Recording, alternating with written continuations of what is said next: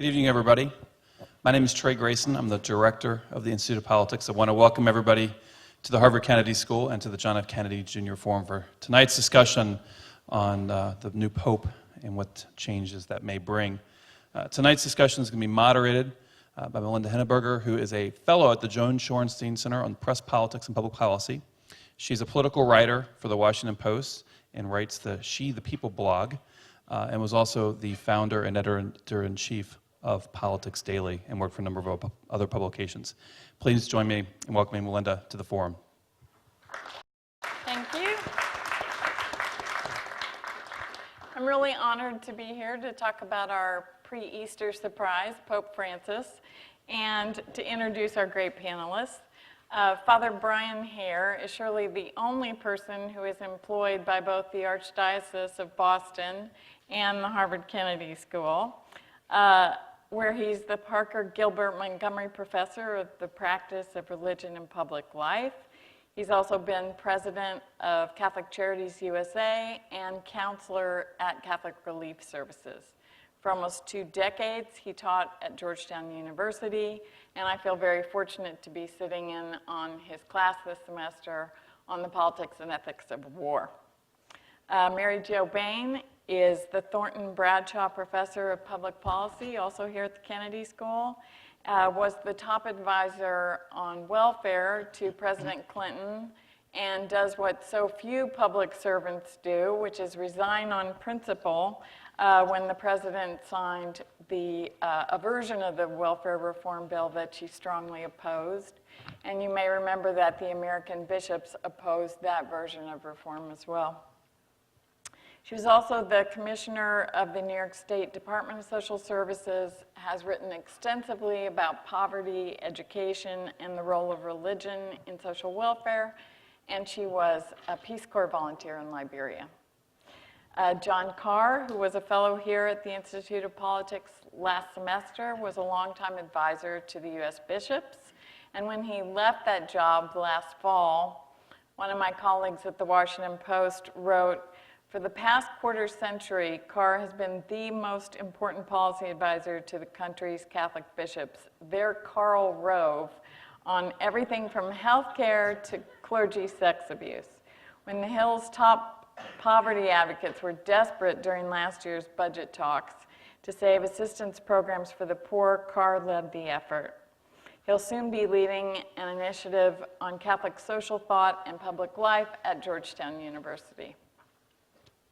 So there have already been so many surprises in a short time from our new Pope, everything from refusing to move into the Apostolic Palace to spending Holy Thursday with young convicts, and where he washed and kissed the feet of the convicts, including a couple of young women, despite the fact that that had always been a no-no under canon law. So moving forward, if you could just say, just go down the line and say what your biggest surprise has been so far, and what surprise you still most hope for in this new pontificate. Well, I think the biggest surprise is the way he has been able to focus the attention of the world on this office. He obviously has done a series of things, but what really has happened, I think, is that they have kind of come together to focus attention on the office and how he will fill it. Here at Kennedy School, I think we teach all the time that in major positions like this, the person shapes the office and the office shapes the person. And I think he has begun to shape the office by what everybody has decided to call a new style. Now, style only takes you so far, but it can take you a long way if you're trying to at least raise the question of the reasonableness of faith in a world where many do not find it reasonable, the relevance of faith in a world in which people wonder about what faith offers has the capacity to impact public life and public affairs. So I think the biggest surprise has been that. question about what you expect, I think, in my mind, is hard to judge at the present time. Unlike other popes of my lifetime, and I go back a long time, unfortunately, other popes of my lifetime have had more of a reputation when they came into the office. They'd written a lot of books. They did a lot of diplomacy. He comes kind of silently and quietly, focuses attention, so I'm not sure what to expect. What's your wildest hope, though, under this new? My wildest hope? I guess my wildest hope would be that the kind of image he has projected about care for the vulnerable, support for the poor, and at the same time, a deeply religious capacity to speak about faith in a world that is secular in many ways. My wildest hope is that he can make faith make sense and be attractive for people's lives. Okay. So I guess I'd describe myself as a progressive Catholic, and I was pleasantly surprised, though I didn't have wildly high hopes, I have to admit, for the choice of a pope. But when I heard that the Pope was a Jesuit who had taken the name of Francis, I said, well, the intellectual tradition of the Jesuits and the tradition of compassion and care for the poor of Francis, if those two things actually come together, it would be terrific. Now, of course, it could be vice versa, but we won't try to think about that. But certainly the things he's done the first couple of weeks in terms of the style that he has projected and the statements that he has made and so on indicate that he does want to bring a kind of different image to the church and an image that is more of a servant church and a church that genuinely cares for the poor, and I think that would be terrific.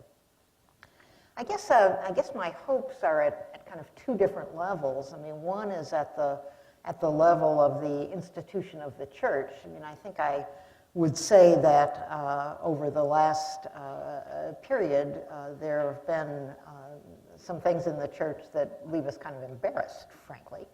The way the abuse scandal has happened, going after the nuns. I mean, so I hope that at the level of the church, he will bring about some genuine reforms, that the management of the church will become more inclusive, that it will become more transparent, that it will be an institution that we can be prouder of.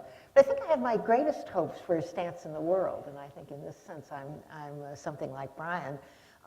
That is that if the Pope can restore some of the moral authority of the church through the way he presents the church and in doing some of the cleaning up, then he really can be a strong voice for the poor and the vulnerable on a world stage, and that can make a difference. And that would be my hope for him. Okay. John? Well, it's great to be back at Harvard. I'm very glad I was part of the fall semester, not the spring semester. I missed all the snow. I would say I think it's been stunning. If I left this place in December, and if I walked into a publisher's office and said, I have an idea for a book. Chapter 1 is Pope Benedict says, you know what? This is more than I think I'm up to. I'm going to resign. First Pope in 600 years. We need a younger person to do this. And then the second chapter would be we'd find an old Jesuit in Buenos Aires who's on the bus going to and from work in his apartment. And then the third chapter would be about the conclave, where the big names that we'd all heard about fall by the wayside, and they end up with this first Jesuit, first Latin American, as Pope, and the guy sitting next to him in the conclave leans over when the votes assemble and gives him a hug and a kiss, and says, don't forget the poor. And he says, you know what? I ought to be called Francis. Francis was the saint for the poor, saint for peace and saint for creation. And then instead of, hopping in the limousine, he rides back to dinner with the guys on the bus. They toast him. He toasts them and says, "May God forgive you for what you've done." And he decides that he better go pay his bill at the hotel, get his bag, and then that he's going to celebrate Holy Thursday, not at some fancy basilica washing the feet of monsignors, but at a juvenile detention center washing the feet of young people, including young women and Muslims. If that were my book proposal, the publisher would say, "Get out of my office." That's just completely unrealistic. And what I would suggest, my greatest hope, is that the rest of the book will be as surprising and as interesting as this will be. The fondest hope I would have is that both the church and our society would look beyond our obsessive concerns with matters of human sexuality. It's a very important part of our lives, to see the larger vision of our faith and our lives. For most people in the world, the question is not, should gay people be allowed to marry? It is, will we be able to feed our children? And this is a pope, I think, who is going to devote a lot of energy to the second question. It seemed to me, watching this conclave and having covered the last one in Rome, a striking difference was 8 years ago at the conclave where Benedict was chosen. Any talk about reform was really rebuffed. Any talk about reform was seen as coming from enemies of the church, was really rejected as incorrect.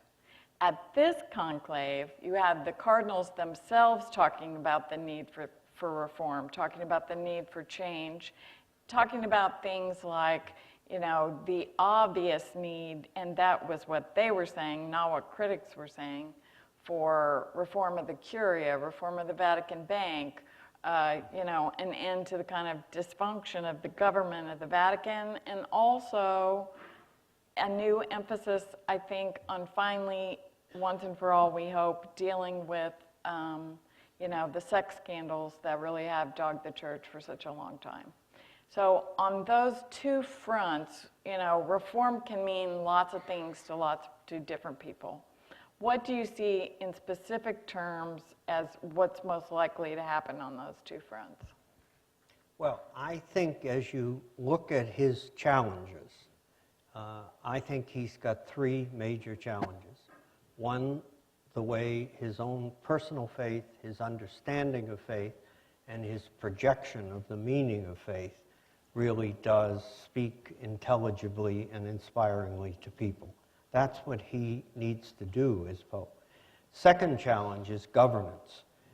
If he cannot put in place the right kind of structure to the reason why everybody's talking about reform is what Mary Jo said. We've had a sexual abuse crisis that's worldwide.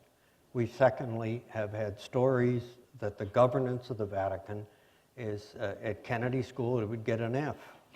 So that's the bottom line. Now maybe we're a little tough, but the fact is that it would just get an F. The key appointment, and you and I have talked about this, the key appointment that he's got to make is Secretary of State. We think of Secretary of State as dealing with foreign policy.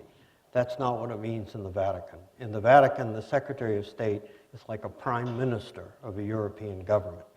The Pope cannot reform the Vatican. If he gets into that bureaucratic maze, he will never be able to speak intelligibly about faith. So he's got to appoint someone who can restructure that place and leave him free to be the kind of teacher and voice for the poor and voice for human rights that he needs to be.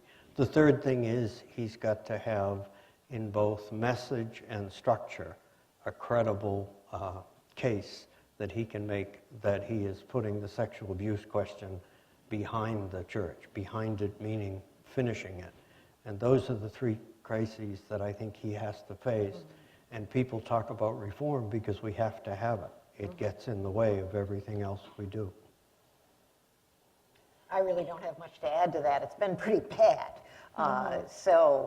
Even the Cardinals recognized that it's been bad and that they really have to pay attention to it. And I think Bryan has got the challenges just right, that the things that have to happen.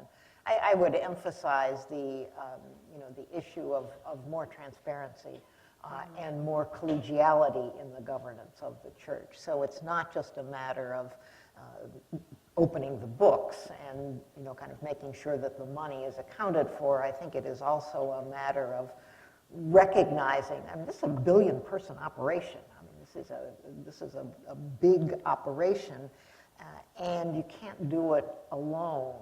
And so to have a more collegial governance structure that involves certainly the bishops, but even better would be if it involved lay people in various places and a more diverse set of people running the Vatican. I think that would be all to the good. Seems to me even Benedict was very obviously, coming out and saying, both voting with his feet and saying very obviously that things had to change. And that was part of his decision to leave, that reform was so needed and that, he didn't feel it was going to happen as long as he was there. It doesn't work. The old joke was they asked Pope John the 23rd how many people work at the Vatican, and his answer was about half, and that may have been a high estimate. This is an outfit that takes summers off, that has a siesta every day. It's not only the big things that matter, it's the little things, like can you get the mail answered? Can dispensations be granted?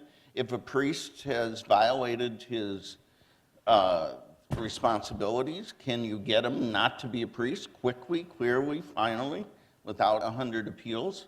It seems to me, I followed Bryan in my job. If you ever think you have a hard assignment, try that one.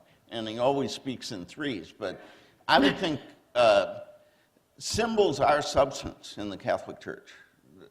This has been sort of organizational liturgy. And so what he wears, where he sleeps, how he rides, travels, how he refers to himself, I think that is in real ways policy. When he calls himself the Bishop of Rome, when he rides back to the hotel that he's going to stay at and eat at with his brother bishops, that's telling them in ways that more clear than any encyclical ever will, that he sees his role as a different role. When he talks to other religious leaders as a brother instead of superior, that the second, and this is Bryan and Mary Jo's point, personnel is policy. And they've talked about the decisions about who's in the Curia. 36 cardinals are in the Curia. I am not completely sold that the Vatican is much worse than the U.S. Congress or the financial meltdown. Why don't you raise the bar? Yeah. Well, the IOP is better run, I'll give you that. But I think we have a crisis of leadership throughout our society, and the Vatican ought to.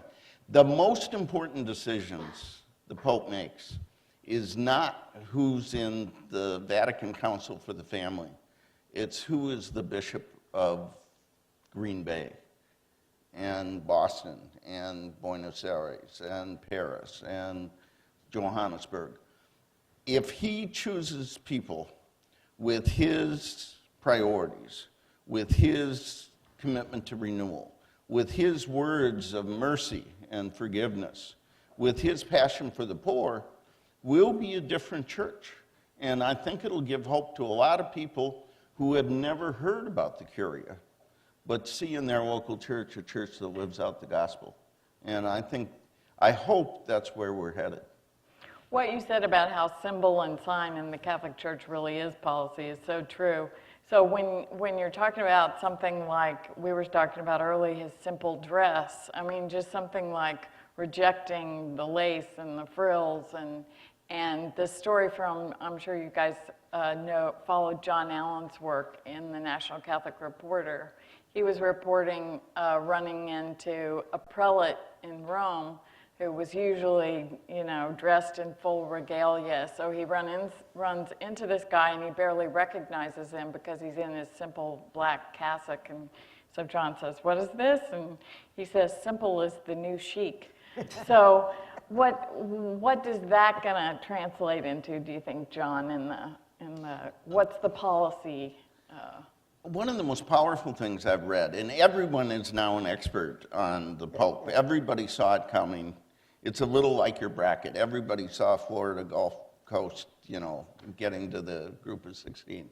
I admit I didn't see him coming at all. It is amazing watching people turn themselves into pretzels to pretend that he's really their choice and going to reflect their agenda. The way in which he lives out his vocation, I think, shapes how all the rest of us see this, in that if the leadership of the church is to serve instead of be served, it sort of tips things upside down. The most powerful thing I heard the Pope, or read that the Pope said, and he said this to all the cardinals before he was elected, so this is really important. He said, "A church turned in on itself, a church that is self-reverential," was his word, "is a sick church." And then in another context, he said, "I'd rather be a part of the church in the streets that makes mistakes than a church turned in on itself, revering its own life." That is a powerful challenge to the church, which is very much tempted to turn on itself. I think there are two kinds of leadership. One is if you think we've lost on questions of life and justice and peace and family, then the task is to preserve and protect. And sometimes it feels that way. If you think we can prevail on these important issues, then the task is to engage and persuade. And I think Pope Francis, like his namesake, is going to be in the streets, is going to engage and persuade. Mark Shields says of political parties, you can tell a party that's thriving by whether it's looking for converts rather than heretics. I would suggest that's even more true of a church. Are we looking for converts, or are we looking for heretics? I was very interested in the Pope's Easter Vigil homily when he kept coming back again and again to the image of the women disciples of Christ who go out and are first to find that the tomb is empty and are first to witness the resurrection. And obviously this is not a new story, on the contrary, it's right there in the gospel, but his emphasis coming back again and again to, and actually saying, I want to return to the women, I want to return to the witness of these women.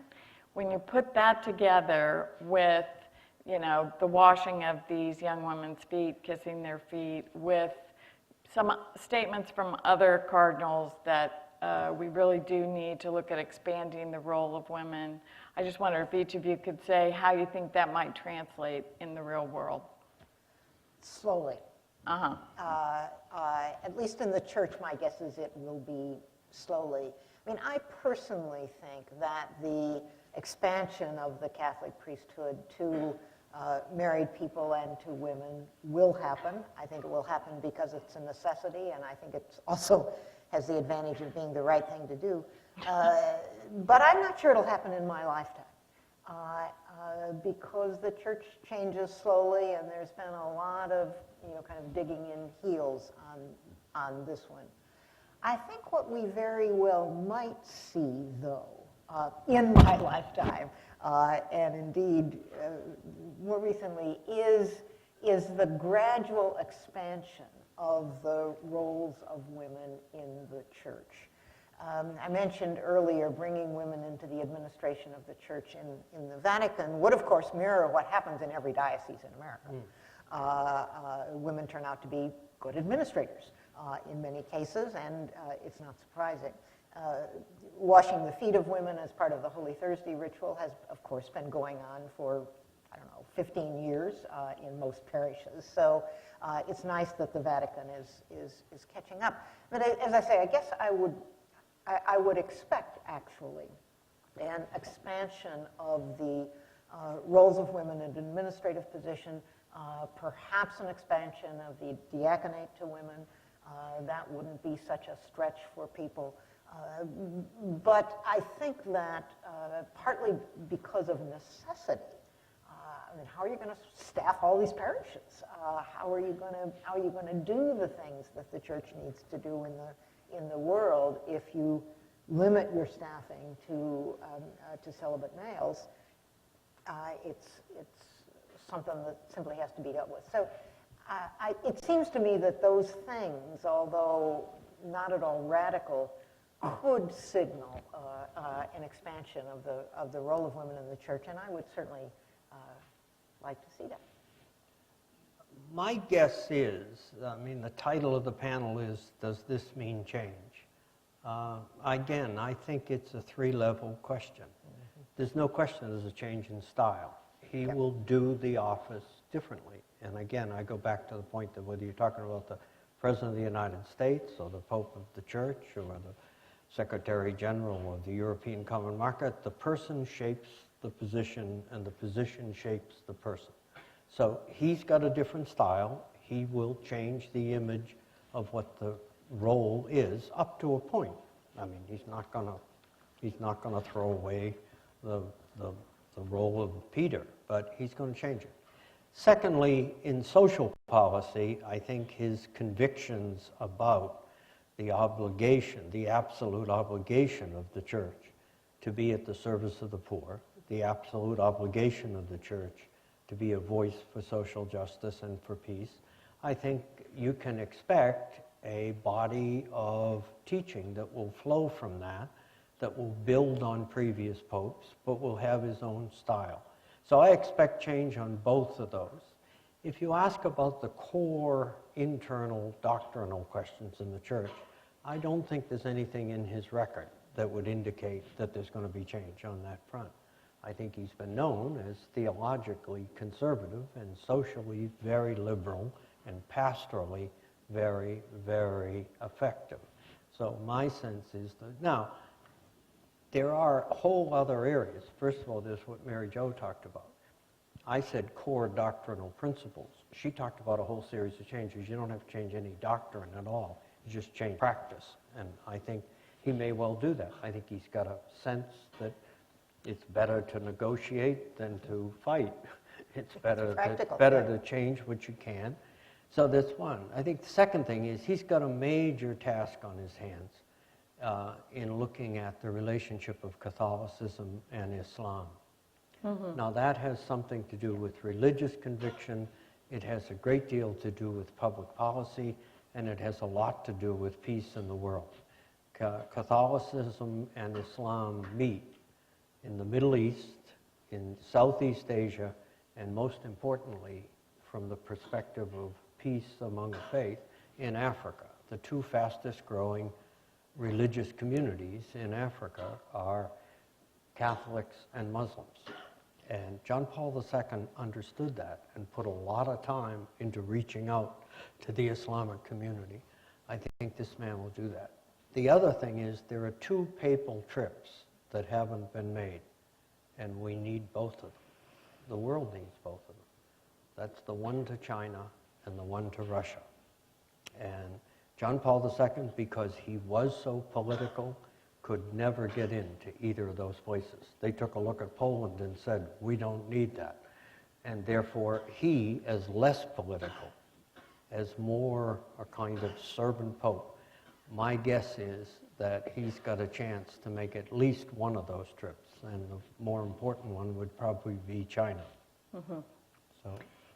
In terms of what he could do, just back briefly to the role of women without changing anything in terms of doctrine, I've heard some very conservative Catholic thinkers point out that it would be more of a tweak than a revolution to do something like have women cardinals. given that, yes, that's in canon law, but so was the timing of the conclave that was changed without any big fuss. So John, do you think that's something that's possible, or? There are rumors that John Paul II approached Mother Teresa and asked if she would consider being a cardinal, and she turned him down. Thought it wasn't appropriate. It might have been a step down for Mother Teresa. I'm the father of 2 girls, and I'm married to Linda, who some of you know. They find all this symbolism fascinating and encouraging, and they still point out that this is an old guy elected by old guys. And the question is, what about the rest of the world? And my own sense is that one of the things that is likely to happen, or could happen, is if you lift up the priority of the church's ministries to those in need, the poor, the vulnerable, the homeless, the sick, poor kids in school, you are lifting up the very ministries that are led by women.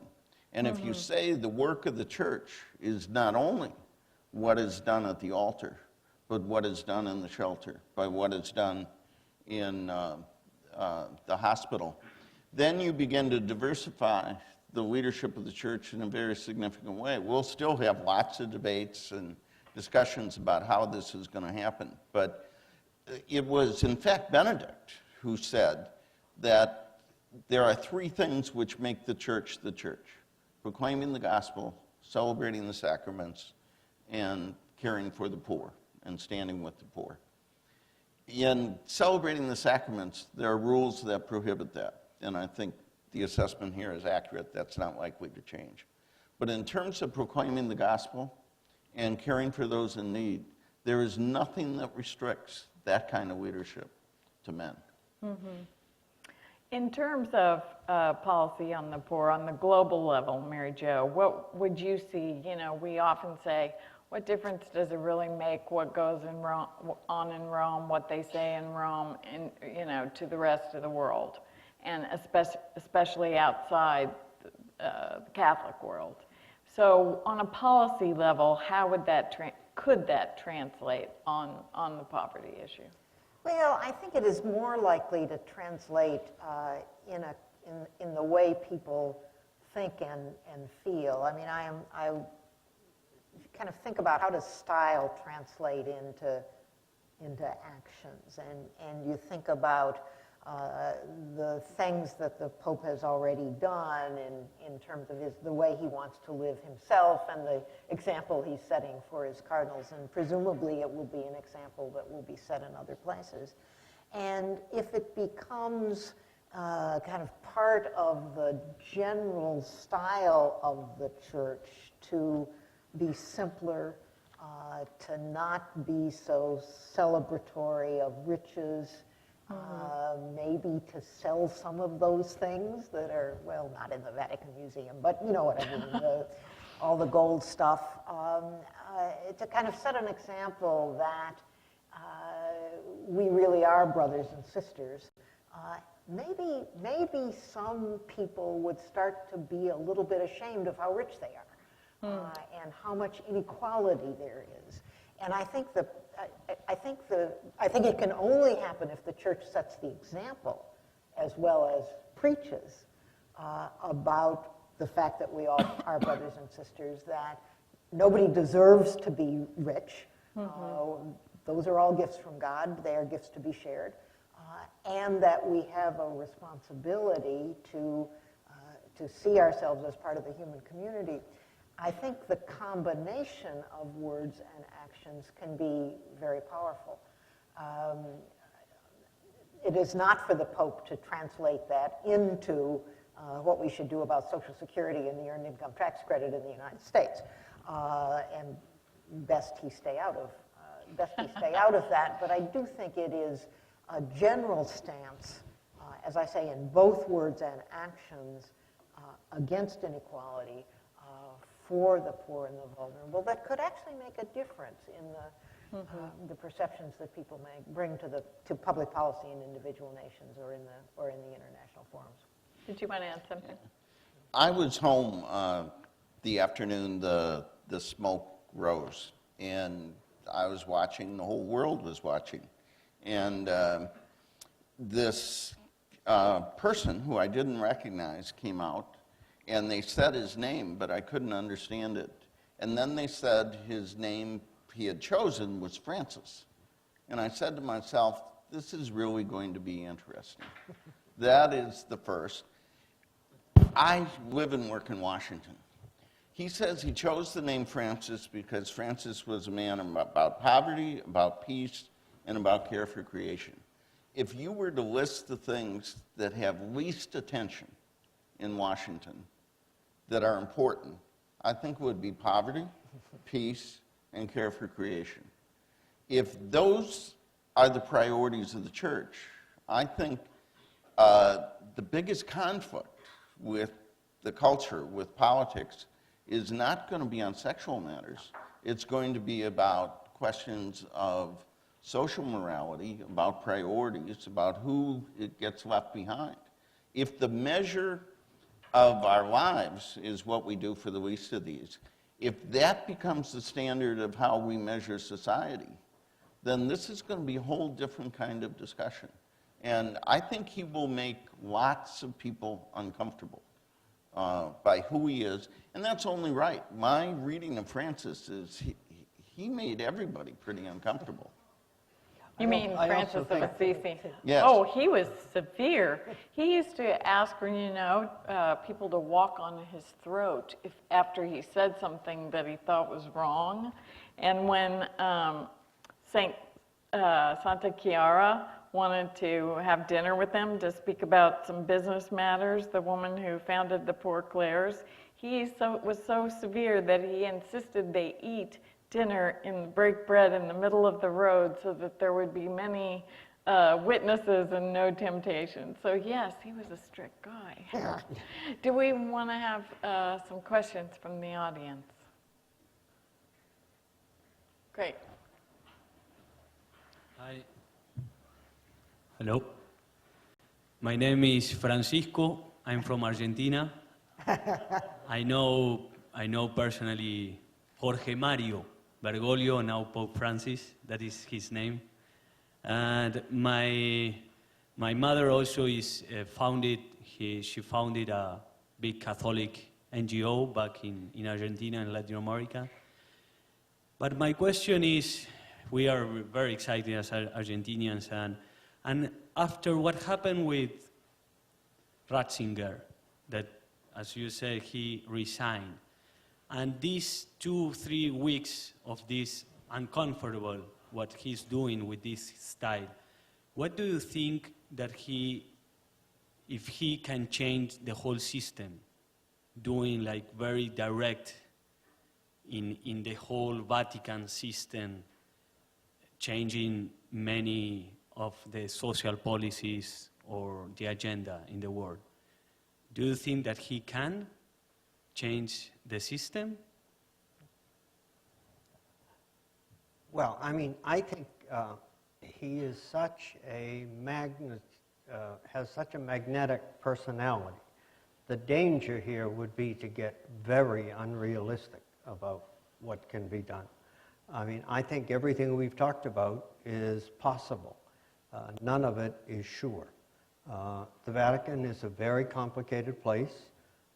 I think he can change lots of it by what he simply says and does. But basically, he's going to have to work within a system that's had a very long time. John the 23rd changed it by 80%. He probably could do the same. But I think we ought to be realistic about the challenges he faces, both structurally, governance, the nature of the problems that he faces. People think of the church as strong on vertical integration from top to bottom. The Pope speaks and everything falls into place. It, in fact, internally is very pluralistic and at times, unfortunately, resistant to change. So he's got a job ahead of him. I think he's made a difference. He will make a difference. I think you have to wait a bit when you start talking about changing the whole system, about what kinds of problems are there and how he addresses them. Hi, my name is Holly Flynn. I'm a sophomore at the college, and I had the pleasure of working with John when he was here last semester. My question is about some of the changes that you were talking about at the top that I'm really excited about, like more open attitudes toward women and a greater emphasis on the poor. How will Pope Francis translate those changes that are at the top into changes in attitudes among the traditionalist clergy on the ground around the world? Well, great to see you again, Holly. You always ask hard questions. I hated that. I think a lot of it has to do with personnel. Yeah. I think what kind of bishops he chooses. I think it is the example he sets. On the question of will he change the system or will the system change him, I assume on these little matters of what he wears and where he stays and where he stands and how he talks about himself, there are lots of people who say, Francis, Your Holiness, we don't do it this way. And he says, well, we do now. So I have some confidence. This is a Jesuit provincial. He's a fairly tough guy, and he seems to have a mind for what he's going to do. But I think example, personnel, and frankly, and I say this as somebody who has worked for the bishops for a long time, the bishops are really important. They are not the church. So the question of how the church lives and how we practice our faith and what is important and what is less important depends in a real sense of who we are and what we do, as well as what he does and who he appoints. I think the Roman Catholic Church is a very top-down institution in a very bottom-up world. I think what's interesting is we now have someone at the top who seems to have gospel values in abundance. I think now the question is, what's going to come from the bottom? Are some of us going to rally to him?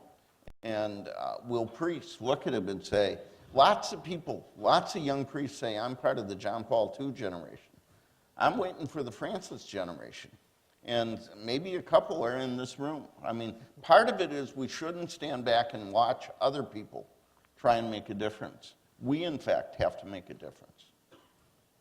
Great. Hello, good evening. My name is Alix. I'm a Kennedy School student. I have a question regarding the media coverage of this election. Before, during, and after. I was really shocked to see that it was extremely extensive and also very deep in terms of information. So my question to you, and also mostly to you, is why is that? Why are suddenly journalists interested in an old institution, an institution that doesn't get grasped with the society today? Why was it everywhere during those last 3 weeks? What was so interesting in it? That's for you. It's a good question. I think we always cover the conclave very extensively. I would not claim that we always cover it very intelligently or in great depth. I think a part of it is the beautiful imagery and the amazing backdrop and the kind of exoticism and the mystery surrounding, these people locked into the Sistine Chapel, conclave under key. So there's that, but I think that then when we saw the choice, then there was actually, I agree, I was surprised at the reaction to him in the media as well as from the public in terms of actually looking at him in a way that for a couple of minutes there even stepped beyond the usual question of, but is he any different on gay marriage? Or, as the others were saying, there is this very narrow focus on the sexual questions from the media. So, I have been a little heartened by seeing us get maybe slightly out of that in seeing, for example, his focus on simple lifestyle and on, speaking so often about poverty. But, you know, we always, I mean, you know, because John Paul's pontificate was so long, we didn't have one for a long time. But the planning that went into the last conclave 8 years ago, I mean, every media outlet in the world was ready to, you know, to descend on Rome and to do that then. And, you know, this was such a good news story because it was so historic in terms, that was another factor, in terms of Benedict leaving early, which was not a complete surprise given that he had signaled earlier that he would be very willing to resign if he thought he couldn't continue and do a good job. But it was still a heck of a news story. So, sure. Hi, my name is Auden Lawrence, and I'm a freshman at the college, and this is for anyone on the panel. There's been some discussion in the media about, I guess, the aging face of the membership of the Catholic Church, and I was just wondering if you thought this had any relevance to the choice of the new pope, and if there's anything that you think the Catholic Church needs to do. Is there any reason to, I guess, appeal to younger members? How to appeal to younger people. One of the most surprising things about the selection of Francis was his age. I mean, all the experts said, having had a pope who I think in an act of great integrity and humility said, I'm too old for this. What other leader can we name who gave up absolute power voluntarily? I mean, it was quite remarkable. But my sense was they were going to go for somebody younger and more energy.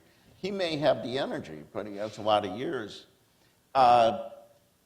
We're not going to get a very young pope. They don't want one that's going to stay forever. So I think the question is not one of age, but rather of attitude. And there is something about a pastor who rides the bus and lives in an apartment and spends time on Holy Thursday with young people instead of with hierarchs that appeals to me, but I think also appeals to my children. They're asking more questions now. The test will be whether this faith. My experience at Harvard this last fall was whether people are particularly religious or not, there is a real hunger for meaning and morality. Where in public life do we get the ethic of sacrifice, of concern for others, of caring for the weak, of caring for creation? And self-interest is not enough. And when you have a pope who says our lives are measured by how we care for the least of these, how we pursue a world without war, and how we care for the environment, I would think that is, in fact, an agenda that can appeal to younger people who have a thirst for morality and meaning. And perhaps this old faith can appeal again to young people. We haven't talked very much about this, is the fact that this is the first pope from Latin America. Yes. And the first pope from the global south rather than from Europe. And I think that is actually very important. I mean, that is where the church is. The church is growing in Latin America, the church is growing in Africa. The fact that the cardinals finally recognized that, I think, is actually pretty important.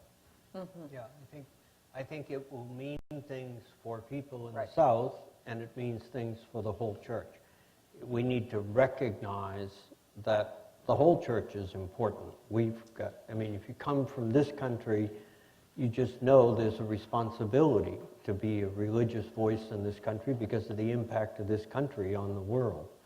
But at the same time, the fact of the matter is that in this still relatively new century, the growth of the Catholic Church will be overwhelmingly in the Southern Hemisphere, and it is important to recognize that symbolically by choosing someone from there.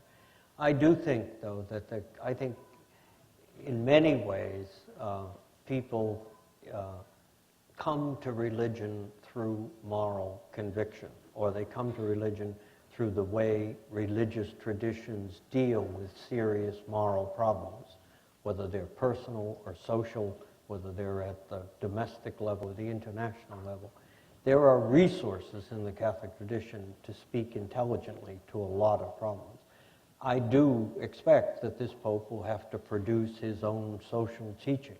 His instincts are strong in terms of care of others, but you've got to articulate that instinct in such a way that in a larger setting where people are trying to solve large problems, you speak with a certain kind of moral wisdom about complicated problems.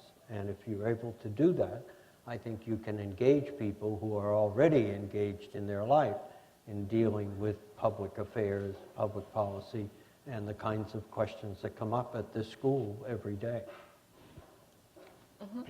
Hi, I'm Jacob Moscona-Skolnick. I'm a freshman at the college, and my question basically boils down to what about this potential involvement with the dirty war in Argentina? People have kind of come out of the woodwork saying some things about the Pope's history. Is this something we should care about? Should we investigate it further? Basically, as people who are kind of learning to understand this new Pope, trying to understand what's going to happen in the future, how should we respond to this, part of his life that's kind of being, revealed? This is the turning point. Yes, John, you were talking about this earlier. People are a product of their own histories. For John Paul II, a powerful part of his history was living with communist oppression. For Pope Benedict, growing up in Germany and facing the specter of fascism was a powerful part of his history. I think, and this is projection on my part, having lived through that terrible time will shape him in terms of how tough leadership is in difficult circumstances. My sense is there has been, as soon as possible, a quick review of who did what to whom when there. And the overall judgment was not complicit, but not a hero. The story I remember is he called the priest who was to say Mass for somebody who was in charge of the confinement of these two priests and said, "You need to get sick this weekend, and I'm going to take the Mass." And he went and appealed for the freedom of these priests. That's not standing on the rooftops denouncing oppression, injustice, and denial of human rights and murder of innocents. That is also not blessing the dictatorship. I find it, as one person with my own strengths and weaknesses, I've worked within a big institution that has its own moments of greatness and not so great. I think of the clerical sexual abuse scandal. I like the fact we have a leader who has lived through difficult times and struggled with what is the right thing to do in very difficult, concrete situations. And at least as I read it, I'm no expert, seems to have come through it without having been complicit in evil, and probably learned an awful lot about what it is to be a leader in those times. I think the voice of Esquivel is important because of the role he has played in his own country. And I think I'm sure it was a summary judgment, but said he thought he dealt with it not in public diplomacy, but in private diplomacy. I was in the job that John just stepped down from during that period of time. And I'd have to say, on the whole, the Argentinian hierarchy dealt with an authoritarian regime in a different way than the Brazilians and the Chileans did. The Brazilians and the Chileans went out front. They were like a shadow cabinet, literally. In Cardinal Silva in Chile was like a shadow cabinet to the government, that is to say, an alternative to the government. And they went out very publicly and took that position. The Argentinian bishops, to my knowledge, did not. I remember going to Argentina to Mar del Plata, which is a kind of a seacoast town, and we went in the winter for a meeting of the Inter-American Bishops' Conference, and you got some sense of what it was like there. The bishop in Mar del Plata was a man named Peronio, We got there for a meeting of bishops from all over Latin America. The meeting was surrounded by police and or army. We were never quite sure. All over the town, the writing on the walls was Peronio Comunista. They were calling the bishop a communist. So when we were in this 3-day meeting, Peronio asked to meet with the American bishops privately. And it was the week after Easter. And he described for us how he had a friend in the government. And the friend in the government called him up and said, they are going to come and get you on Holy Thursday night. It was not quite clear who was coming, whether it was the government or it was some kind of militant group. He said, they're going to come and get you. And he said that he, Peronio, and the nuns who took care of his house went to the chapel on Holy Thursday night and sat in the chapel all night long waiting for him to be taken. Well, he wasn't taken, but then they had to pull him out of Argentina and bring him to Rome. So the context in which these people lived did not allow for a great deal of freedom of movement. You could pick a strategy, a high-profile strategy. You needed all the bishops with you, or else they just picked you off.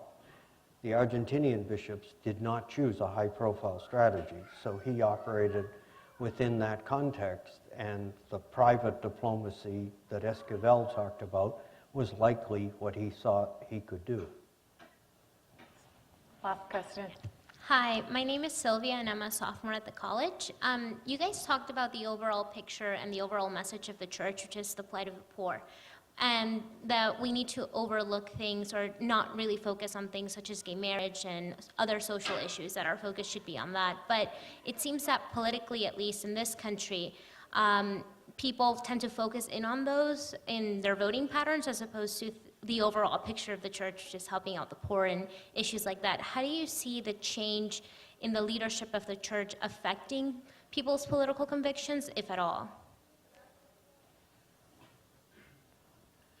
Well, I'll take a stab at that. There are certain things that are predictable, I think. One is that the leadership of the Roman Catholic Church are not going to be leaders in the sexual revolution. There is a view in our tradition of the uses and abuses of human sexuality which doesn't fit very well with contemporary culture.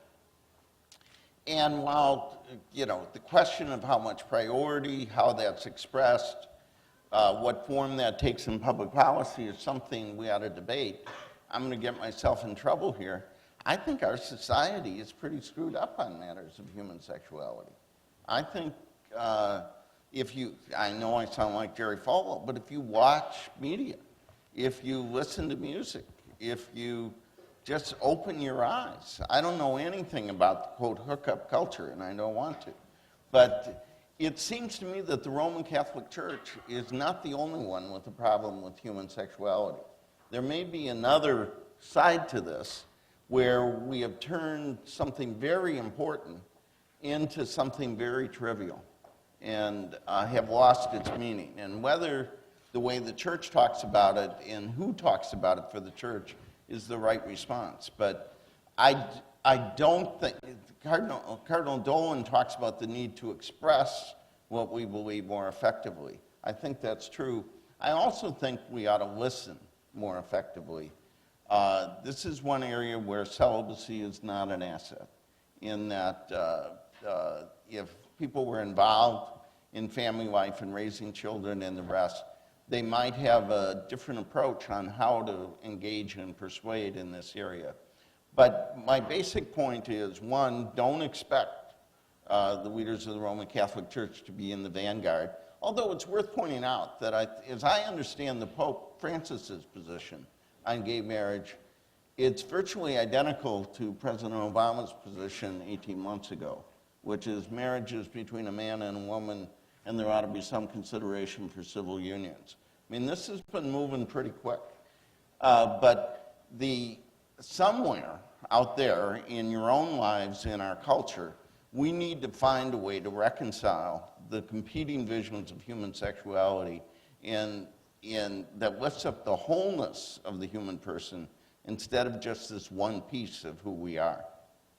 Well, it might also be that an emphasis from the top on compassion and inclusion and care for all of God's children will lead to kind of maybe not a position to be in favor of gay marriage, though fighting it's kind of a losing battle, and I wish they wouldn't do that.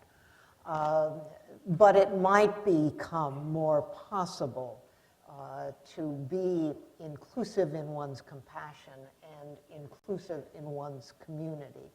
And that would be a way, I would hope, of bringing together people who care about the family, people who care about unborn children, and people who care about the poor in one larger way of